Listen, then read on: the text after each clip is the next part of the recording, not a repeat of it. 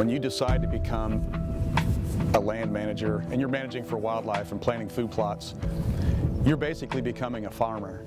We're talking about putting a seed in the soil, putting the proper amount of seed in the soil and giving those seeds the best chance at germination and to grow that they can have. There's moisture in that ground. This is going to break up nice. A lot of guys get really hung up on the fact that soybeans need to be or have to be planted in rows. I'm here to tell you that we're going to dispel that myth. You don't have to have your soybeans planted in rows. I've been planting randomly spaced soybean fields for 10 years through the Firminator, and I would put my forage soybean fields up against anybody's production fields compared to side by side with the forage quality and quantity that I'm growing with using that technique.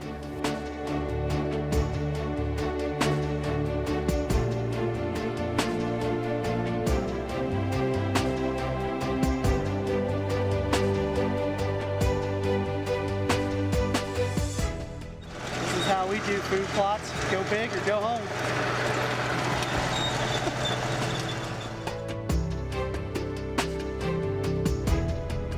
At the end of the day, you know, most of Derek and I's greatest memories begin and end with things that grow in rows. And this is what it's all about. This will be the biggest food plot I ever put in my entire life. It's a 10-acre field my grandpa let me do. The Mecca has arrived.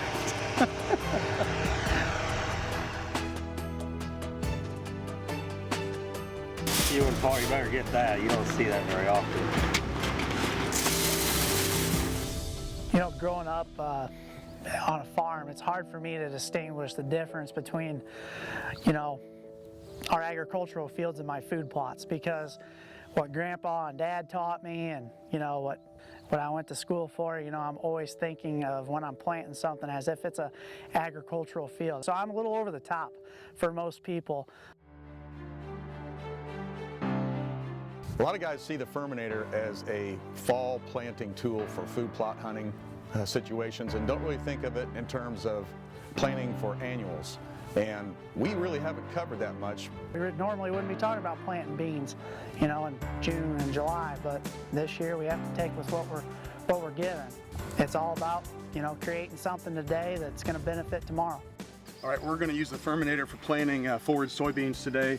First thing we're going to do, we've got a Roundup killed plot that Eric's got prepped for us, but we're going to conventionally work the ground today.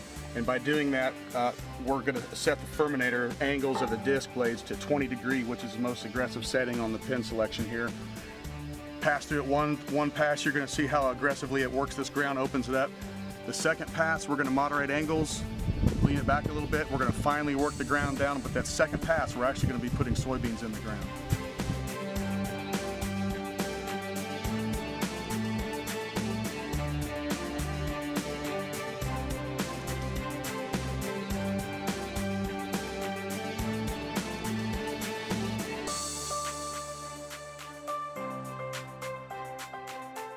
And this is the result of what we've done with basically one pass across the field, so we're not doing any more compaction than necessary, but as if you've noticed, we're straddling the furrow created by the middle divot between the two disc blades.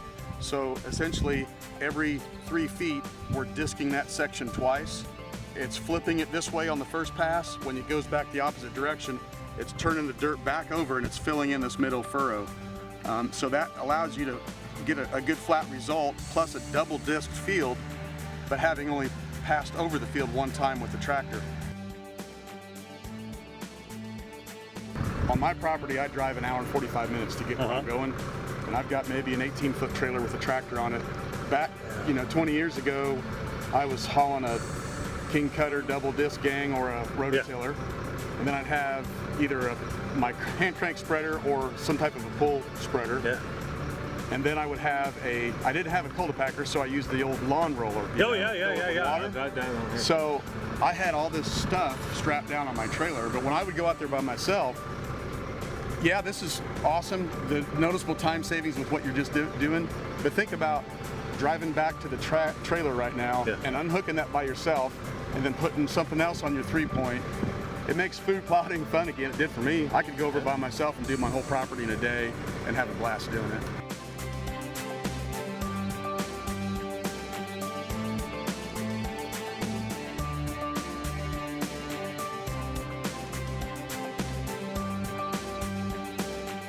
The most important part of the planting process. We've been working all day, not a bean or anything dropping out of the seed box. Now it will. That's how simple that is to engage the metering system. Now when the cultipackers start turning, the beans are going to be dropping.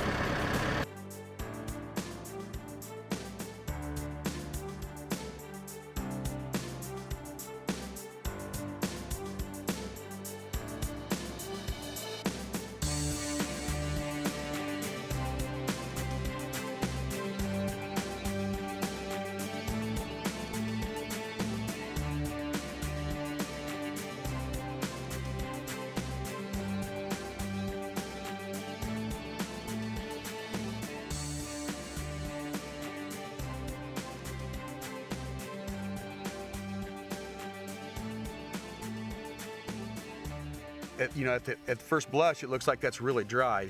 Directly underneath that surface, you pull that back and there's soil moisture in there. So that cultipacker has firmed these beans down into that moisture. And we also just saw here at lunchtime, the radar looks like there's a big front system coming this way with a good chance of rain here in just a day or two. So cool night temperatures create some moisture and some dew. What soil moisture is in the ground, pushed together with the cultipacker firming that seed bed, drawing the moisture up from the bottom, get some from the top.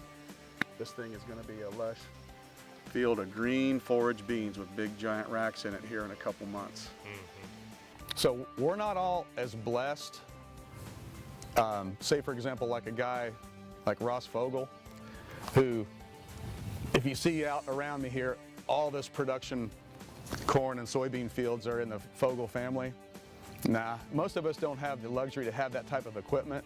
Ross and I may have two different viewpoints on how we get this done, but hey Ross, mine works too. It's all about what's in your management toolbox. I mean, if you have that Firminator, it works. And we have areas that we can't get our big equipment in. And when Tom brings that Firminator down there, it flat out goes. A lot of the things that are at my disposal are larger equipment.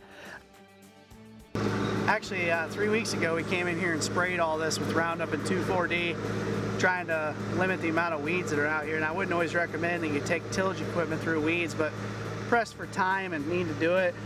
But what we really have here is we've had hard rains, and with tillage that we've had in previous years, you see where it's created these layers, and it's actually too blocky. So we got to break all this up.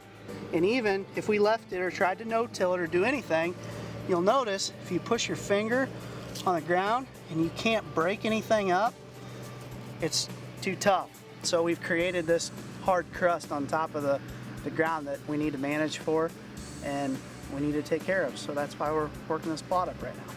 So we're going to talk about situations, and here's our situation today. We're planting Eagle Forage beans, and we're also planting Pennington Deluxe.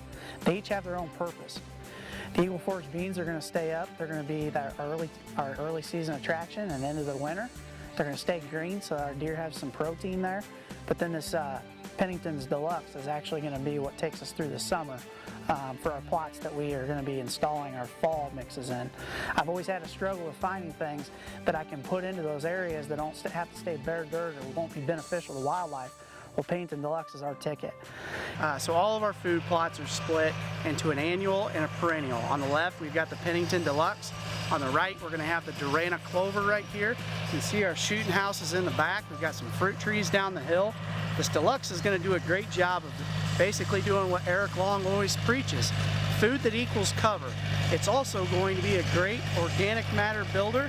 This fall we'll come in here and we'll disc it under, and eventually over time it'll build that soil back up.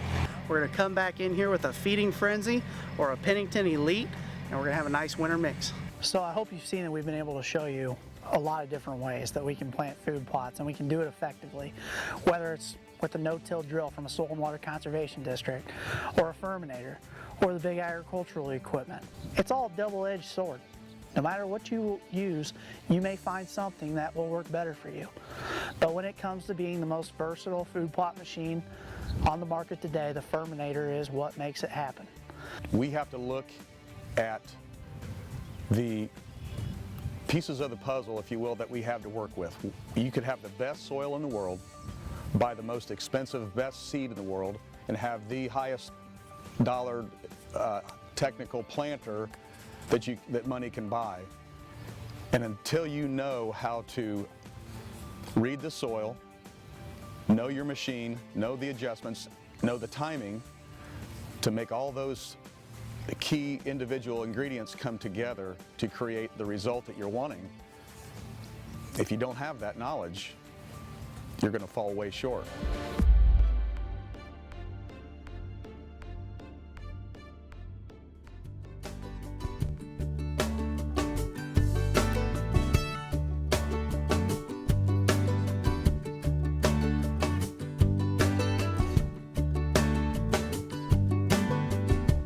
There's a place I go, tucked back in the pines, where a green field grows, my own little paradise.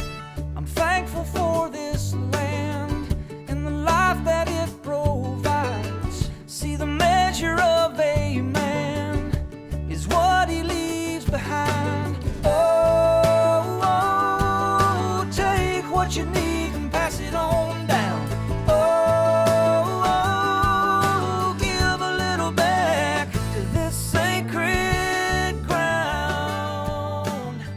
Sometimes you just got to get on old Chucky. Let him loosen up a little bit. I am what I am. If you sit me down, I'm going to talk like this. Kid trails in pine plantations, nothing can be better. That'd have been good if he hadn't have just bulldozed the camera.